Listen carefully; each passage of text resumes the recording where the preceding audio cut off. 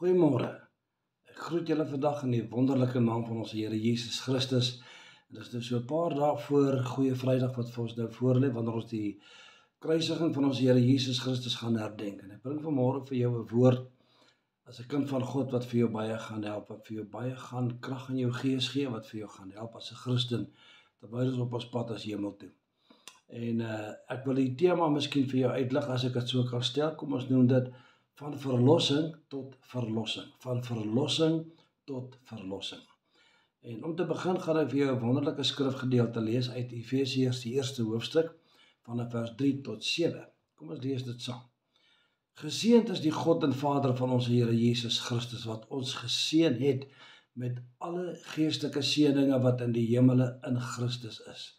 Soos hy ons in hom uitverkies het voor die grondlegging van die wêreld om heilig en sonder gebrek voor hom in liefde te wees, deurdat hy ons voorbeskik het om ons as sy kinders vir homself aan te neem deur Jesus Christus na die welbehae van sy wil, tot lof van die heerlikheid van sy genade, waarmee hy ons begenadig het in die geliefde.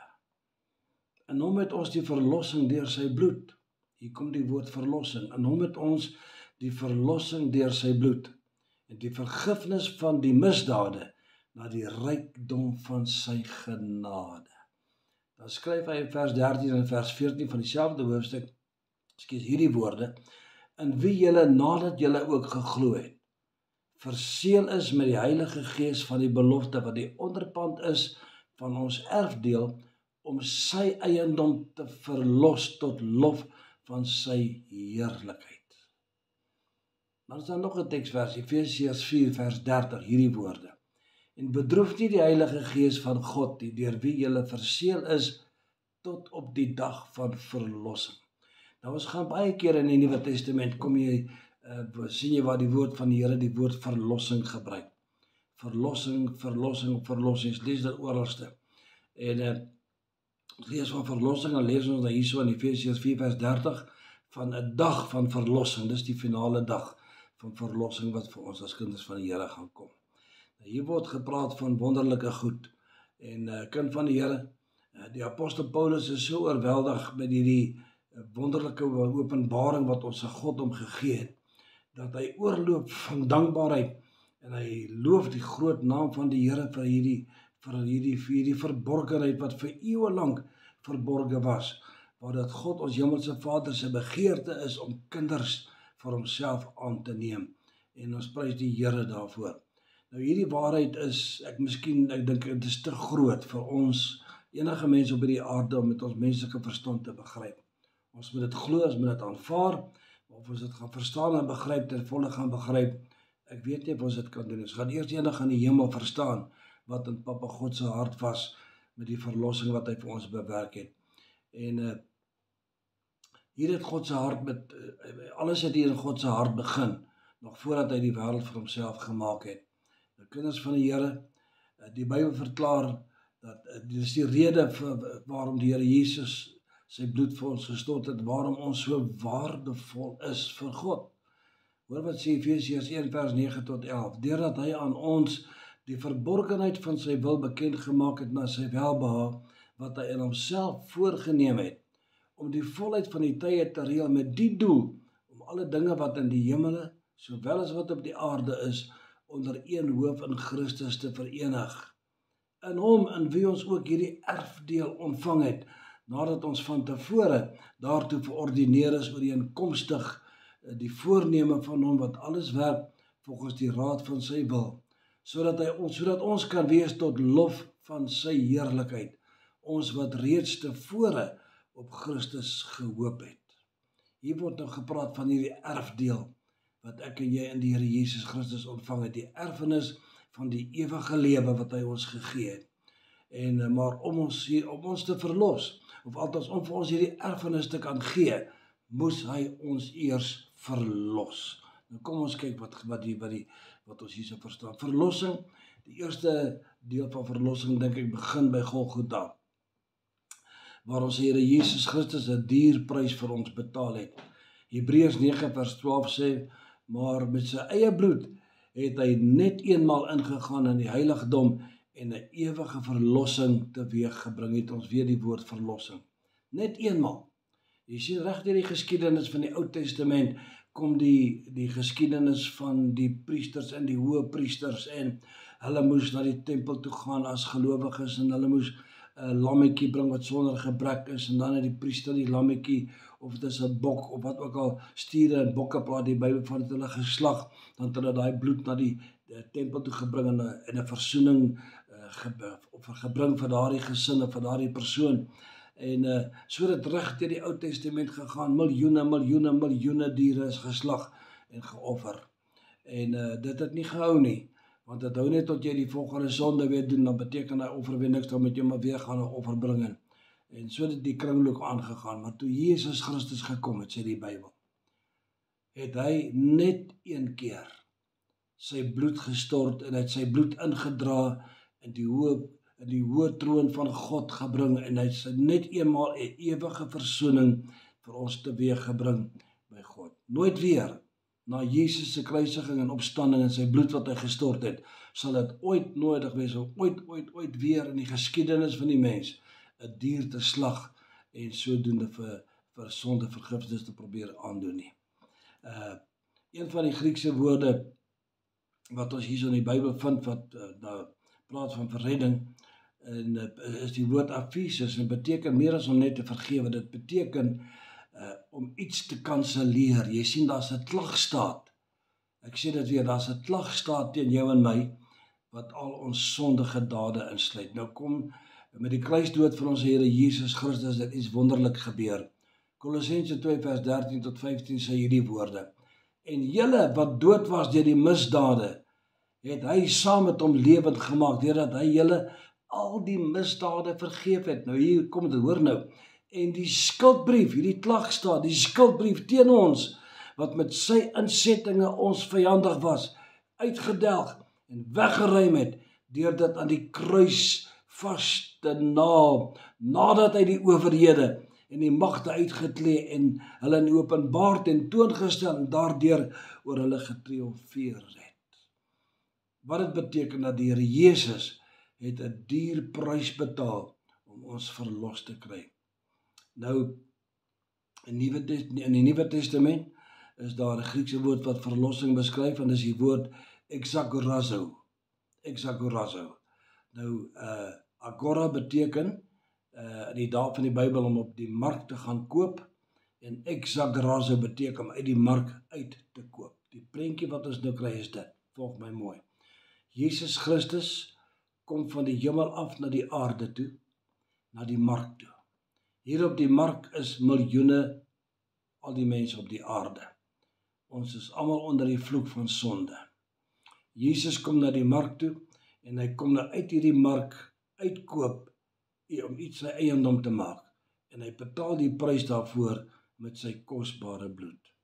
Nou, die betalingprys om uit die mark uit te koop is die woord lutrosis. Dit is die prys wat die Here Jesus betaal het om ons verlos te kry. En dit beteken dat ons word uit slawerny bevry. Jy moet onthou dat in die tyd wat die Bybel geskryf is, in die Romeinse Ryk was daar oor die 6 miljoen slawe in Rome. En wanneer jy iemand uit die slawemark uitgekoop het deur die prys van lutrosis of lutro te betaal, en jy maak dit die persoon, die slaaf jou eie, dan het jy die mag om die persoon vry te laat. Jy kan met die slaaf maak net wat jy wil. En wanneer jy so die slaaf vrygekoop het, dan het jy die slaaf vrygekoop van slawerny en van sonde.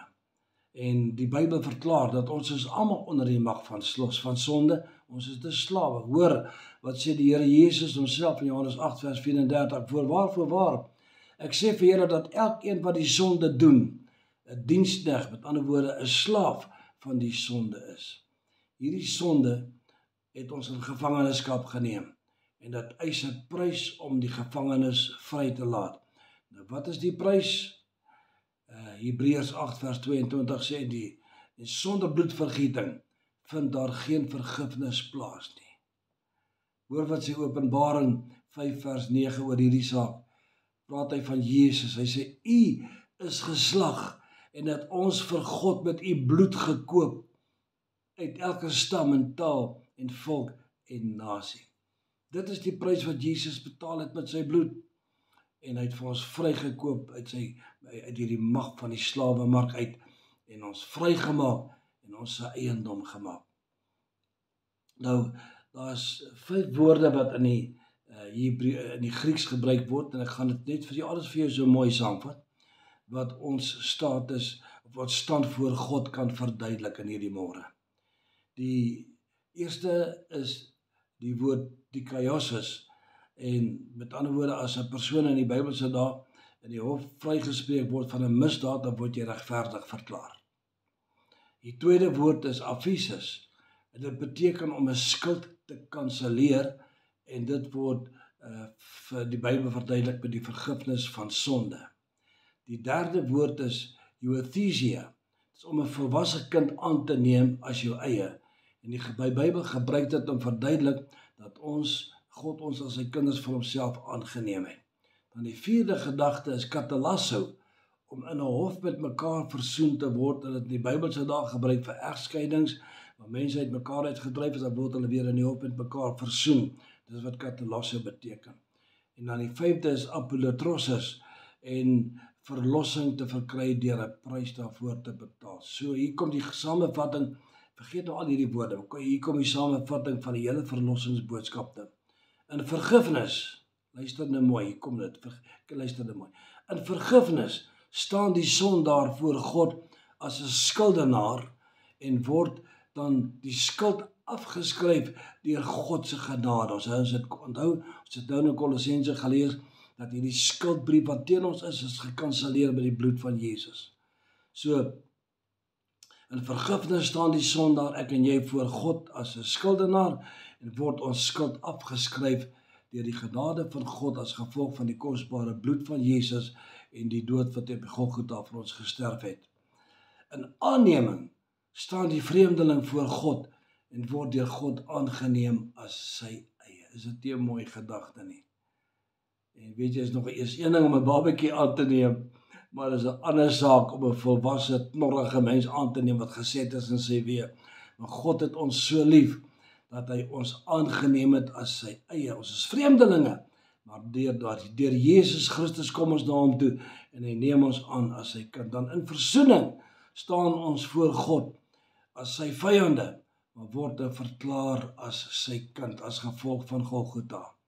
In verlossing staan die sondaar voor God as 'n slaaf, maar word nou vrygespreek as gevolg van die verlossingsprys wat Jesus Christus op Golgotha vir jou en vir my betaal het.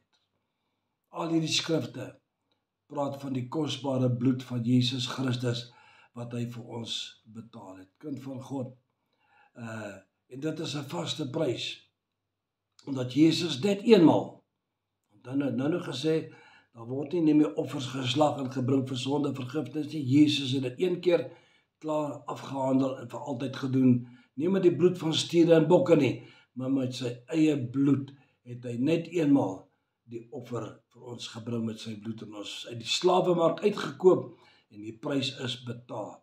So Christus is ons heilige wettige eienaar en met sy bloed. Maar jy weet wat is nou interessant? Wanneer jy iets op die mark gekoop het, dan maak jy dit jou eie, jy vat dit huis toe. As jy in die winkel ingaan, jy gekoop 'n brood, verskoning, jy betaal die prys vir die brood, jy maak dit jou eie en jy vat dit huis toe. Nou, Jesus kom koop ons uit die slawemark uit met sy bloed, hy maak ons sy eiendom, maar het ons nog nie huis toe gevat nie. Nee, dit is die tweede deel van verlossing. Hy kom, die dag gaan kom, ons het gelees nou van die dag van verlossing, want dan is hy ons gaan huis toe vat, maar die dag is nog nie hier nie. En die tweede deel van verlossing, hy gee vir ons die krag om elke dag vir hom te leef, om elke dag om hom te dien, elke dag, terwyl ons wag op die finale oomblik van verlossing, wanneer ons van hierdie aarde af gaan uitwoon, om by die Here te gaan inwoon. Wat 'n wonderlike dag gaan dit wees. Kan jy verstaan hoekom Paulus in Filippense 1:24 uitroep? Hy sê, vir my is die lewe Christus, verskoning, en die sterwe is wins. Hy verlang so na daai oomblik van verlossing. En so gaan ek en jy ook, wanneer die dag kom vir ons om huis toe te gaan, of dit deur die sterwe is, of wat met die wegraping gaan wees, daai dag gaan kom, kind van die Here, en die Heilige Gees bemoedig jou vandag. Hou vas aan die wonderlike belofte van verlossing wat Jesus Christus vir jou en vir my bewerk het. Ons lees in 2 Korintiërs 1 vers 9 en 10 hierdie woorde, sodat ons nie op onsself sou vertrou nie, maar op God wat ons verlos het en nog steeds verlos en ook nog sal verlos die toekoms tot by die wegraping. Sal die Here jou vashou. Titus 2 vers 13 tot 14. Terwyl ons die salige hoop in die verskyning van die heerlikheid verwag van die groote God en ons verlosser Jesus Christus, verskoon my, wat homself vir ons gegee het om ons te verlos van alle ongeregtigheid en vir homself as sy volk as eiendom te reinig. Jesus het ons verlos met sy kosbare bloed om ons as sy volk en sy eiendom te reinig. Efesiërs 1 vers 7. In hom, in Jesus het ons die verlossing deur sy bloed, die vergifnis van ons misdade na die rykdom van sy genade. Dit bring ons by die volgende punt. Dit is die resultaat van verlossing. Eerstens is die vergifnis van alle sonde wat ons ontvang. In Johannes 1 vers 9 sê, as ons sondes bely, God is getrou en regverdig om ons die sondes te vergewe en ons van alle ongeregtigheid te reinig. Het maak nie saak wat jou sonde is nie, hy reinig jou van alle ongeregtigheid. Dat sê vers 7, en die bloed van Jesus Christus, sy seun, reinig ons van alle sonde. O, prys die Here. Ek is so dankbaar vir die krag wat daar in die bloed van Jesus is. Ek is so dankbaar vir Golgotha, dat ek en jy vanmôre ons kan verheug in hierdie wonderlike boodskap van die kruis. Jesus het opgestaan uit die graf uit, na hy op die kruis gesterf het. Hy het opgevaar hemel toe, en hy sit nou aan die regterhand van God, ons Vader, op die troon in 'n posisie van mag en krag en heerskappy en autoriteit en gesag oor al die owerhede en die magte en die kragte. En hy tree vir jou in as die hoëpriester, en hy wag ook vir daardie dag, wanneer die finale oomblik van verlossing gaan aanbreek, dat hy ons kan huis toe vat as 'n eiendom. Hy het ons die prys betaal, en hy gaan ons huis toe vat, na hom toe, prys die Here se mooi naam. Micha 7 vers 19 sê, nadat my sonde vergewe is, nadat jou sonde vergewe is, nadat jy die Here gevra het om jou te red en jou te vergewe, sê Micha 1 vers 19, wat maak die Here met die sonde van jou? Hy sê, en aan hulle sondes en hulle ongeregtighede sal ek nooit meer dink nie, dis God wat dit sê. Die oomblik wat jy jou sonde bely, en jy gee jou hart en jou lewe vir Jesus, dan red hy jou. En hy vat jou sonde, maak nie saak hoe vol en hoe vieslik en hoe diep en hoe sleg dit was nie. Hy vat al daardie sonde en hy werp dit in die diepte van die see. God sê, ek dink nooit weer daaraan nie. Kan jy verstaan wat dit beteken? Nadat jy jou hart en jou lewe vir Jesus gegee het, kom jy nou na die Here toe. En jy sê, Here, ek het so 15 jaar terug het ek 'n verskriklike daad gedoen en ek voel so sleg met daardie daad. Dan gaan die Here vir jou sê, my kind, waarvan praat jy? Sê, Vader, ek het daai ding. Here, ek het al jou sonde in die diepte van die see gegooi en ek dink nooit weer daaraan. En as God sê, ek dink nooit weer daaraan nie, dan dink hy nooit weer daaraan nie. Wow! Psalm 103 vers 12. So ver as die ooste van die weste af is, so ver verwyder hy julle oortredinge van julle af. Daar's 'n suidpool en daar's 'n noordpool, maar daar's nie 'n oospool en 'n wespool bestaan nie. Want hy werp dit so ver, hy vat dit so ver van jou weg, dat jy dit nooit in jou lewe ooit weer kan vind nie. So groot is die liefde en die wonderlike genade van God. Daarom sê Paulus, in Romeine 8 vers 1, daar is dan nou geen veroordeling vir die wat in Christus Jesus is nie. Hy het jou vergewe, kind van God. Mens, Jesus het jou gered met sy kosbare bloed op Golgotha. En sy bloed het jou witter en reiner gewas as die sneeu. Jy is sy eiendom. En nou sê die Bybel, daar's nou geen veroordeling meer vir jou nie, want Jesus het die lotros, die prys vir jou verlossing betaal. Hy het jou uit die slawemark van sonde uitgekoop, het jou sy eiendom gemaak, en hy gaan vir jou huis toe vat, hy gaan jou in sy hand vashou. Onthou ons het 'n paar boodskappe terug vir gesê, in Johannes 10, hy sê, niemand kan jou met my hand uitdruk nie, hy hou jou vir jou vas, sy greep is so sterk op jou lewe, niemand kan jou daar uitkry nie, en hy sal jou vashou tot op die dag van verlossing. Hoor jy die woord van die Here wat vir jou vandag na jou toe kom? En dan sê vers 8, wat hy oorvloedig aan ons bewys het in alle wysheid en verstand. Kom ons vat dit gou weer saam. Geseënd is die God en Vader van ons Here Jesus Christus, sê Efesiërs 1.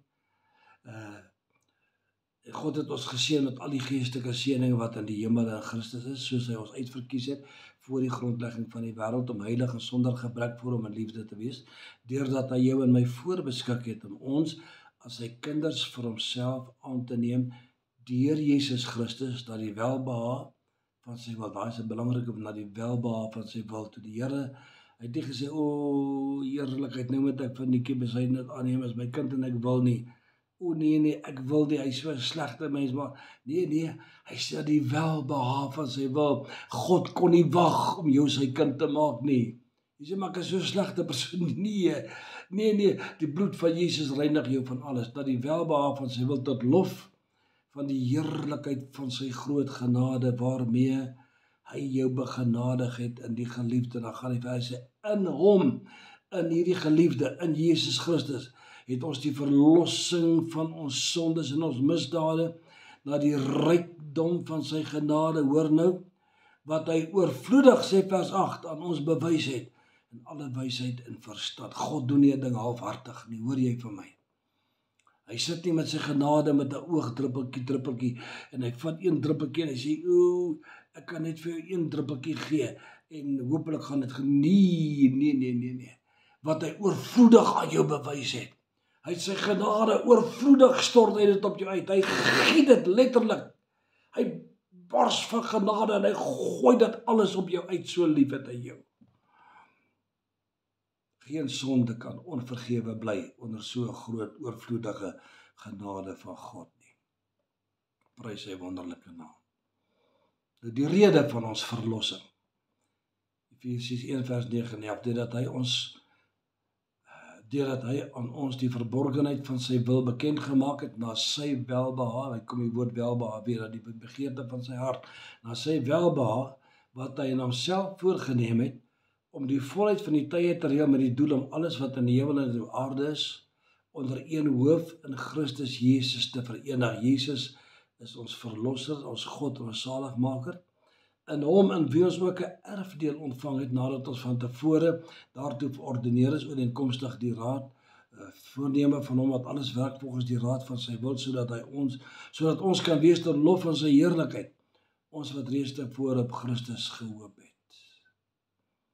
Vat Paulus dit verder saam in Filippense 2 vers 10 en 11, sodat in die naam van Jesus sou buig elke knie, van die wat in die hemel en die wat op die aarde en die wat onder die aarde is, en elke tong sou bely dat Jesus Christus die Here is, tot heerlikheid van God die Vader. Alles gaan eendag onder Christus se voete gewerp word. Alles. En ons almal as verlostes sal saam met hom wees vir ewig en altyd. Dit is wat dit beteken om 'n verloste te wees. Om rein gewas te wees in die bloed van die lam. Hoor hoe mooi sê Kolossense 1 vers 12 tot 14 dit. En die Vader mag dank wat ons bekwaam gemaak het, om deel te hê aan die erfdeel van die heiliges in die lig. Hy wat ons verlos het uit die mag van die duisternis, uit die slawemark, uit die mag van die duisternis, en oorgebring het in die koninkryk van die seun van sy liefde, en wie ons die verlossing het, deur sy bloed, naamlik die vergifnis van die sondes. Dis wat Goeie Vrydag beteken, vriend. Dis wat die genade van God beteken. Goeie Vrydag beteken, dink aan al die wonderlike dinge wat hy vir jou en vir my gedoen het. God het jou lief, hy het jou die slawemark uitgekoop, dis waarom Jesus gekom het, hy het die hemel verlaat, die aarde toe gekom, in die slawemark ingekom, al die verlore mense gekyk en hy het sy bloed betaal om al die mense op die aarde gered te kry. En die wat wil, wat na sy woord luister, wat hom aanneem as verlosser en saligmaker, hy koop jou uit die slawemark uit. Hy sê, kom na my, die almal wat vermoeid en belas is, en ek sal vir jou rus gee. Kom na hom toe vanmôre. As jy dit nog nie gedoen het nie, doen dit vandag. Ja, maar ek is so 'n slegte mens, pastoor Nikkie. Ek het so 'n vrot, vieslike, vuil verlede. Dit maak nie saak wat dit is nie. Bring dit na Jesus toe. Gee dit vir hom.